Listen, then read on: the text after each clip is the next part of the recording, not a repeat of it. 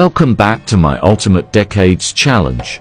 The year is 1365, and a great tragedy has just befallen the Rosenfelds. Our Gen 3 heir, Zelda, contracted malaria, and despite all efforts to rest and drink the herbal teas recommended by the local physician, it wasn't enough to save her. It's a devastating loss for her surviving children, but fortunately Anna, Esther, Julian, Ortwin, and Rolf are in good hands, as recently widowed Racer Stern has once again stepped up to care for her motherless nieces and nephews.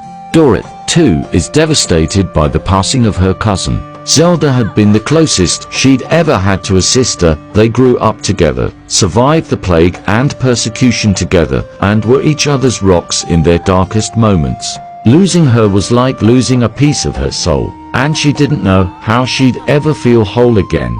As is custom in Judaism, the family sits Shiva for 7 days following Zelda's burial. But even in her grief, Dorrit can't help but notice a very important face missing from the mourners. It shouldn't have surprised her. She knew Sir Jonathan took care of no one but himself. But still, as the days passed and he continued to fail to show his face, her grief was slowly replaced with anger. She'd hated Jonathan for a long time. He took advantage of Zelda, ruined her life by making her think he loved her, and now that she was gone, he couldn't even be bothered to give his children a comforting word.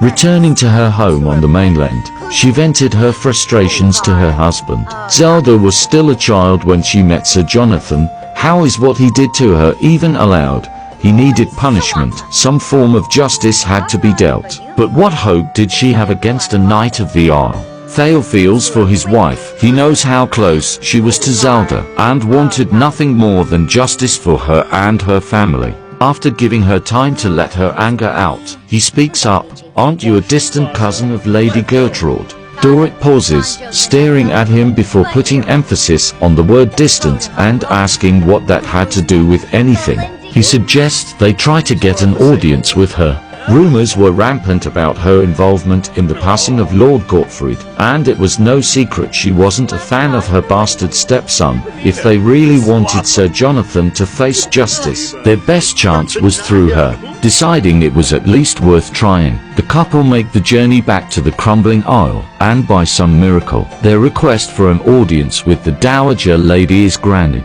They plead their case to Lady Gertrude, telling her of all Sir Jonathan had done to Zelda, from the manipulation and pregnancies out of wedlock, to the refusal to take responsibility for his motherless children. Lady Gertrude proves hard to read. She listens to their words and nods along, but her interest, or lack thereof, never shows on her face. Finally, she raised a hand, silencing the couple and dismissing her guards. Even with just the three of them, whatever thoughts and feelings she had remained below the surface. "There's a storm coming in tonight," she said, with the calmness and composure befitting a queen. "Jonathan likes to spend evenings on the laundress's balcony. You both have free reign of the castle until sunrise." Once the words left her lips, Lady Gertrude took her leave, leaving Dorrit and Thale alone.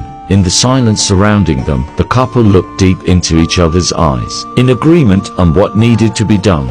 Disguising themselves as servants, they head to the top floor of the castle, and sure enough, a storm rolls in just as the sun is about to set. It's not long before Jonathan makes an appearance, and he quickly begins making conversation with the youngest of the laundresses. She couldn't have been older than 8 years old, the same age Zelda was when she first met Jonathan, and in that moment, Dorrit saw red. With every word he spoke to the girl, every doubt and second thought she had burned away.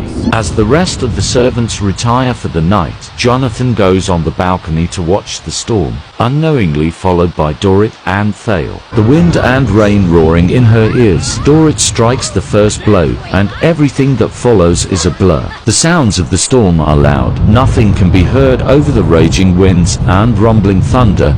The rain comes down so hard, even the castle guards can't see more than a few feet in front of them.